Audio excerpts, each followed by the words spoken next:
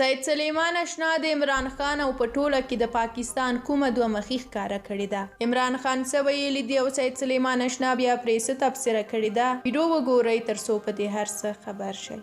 عمران خان وايي نړیوال د فشارونو له لارې په افغانستان کې وضعیت نشي ښه کولی. د پاکستان لومړي وزیر عمران خان له CNN سره په یوه مرکه کې د افغانستان په اړه بېلابېلې څرګندونې کړي دي. نوموړي ویلي دي چې نړۍ په افغانستان کې له اوسني حکومت پرته بل هیڅ انتخاب نه لري، نو که ژر وي او یا هم وروسته دا حکومت به په رسمیت پیژندل کیږي. هغه همداراز ویلي دي چې نړیوال دې له اقتصادي فشار ډډه وکړي، ځکه له دې لارې په افغانستان کې خپلو موخو ته نشي رسیدلی.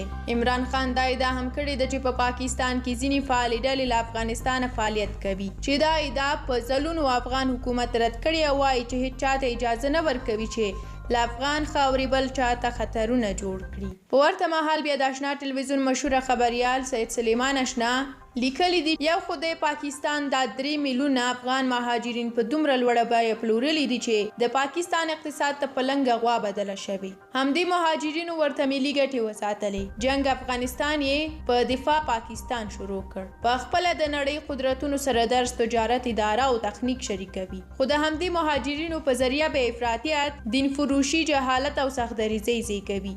بیا همدا بیچاره مهاجر په نوم د القاعده نمبر 1، نمبر 2 او نمبر 3 پلوري. همدغه مهاجرین ورته کوڅې پاکوي، چوکیداری کوي، ریړې کشوي، کلینري کوي، مزدوري کوي، حتی په لوړه کچه کې بانکداري، ډاکټري، هوټلي، سوداګري او موسیقي کوي. خو دا پاکستاني حکومت به بیا ترې ټول جهان ته شکایت کوي. نه پوهیږو په مهاجرینو جوړه دا جغرافیه به تر کومه د دې سیمې د سرطان نقش لوبوي.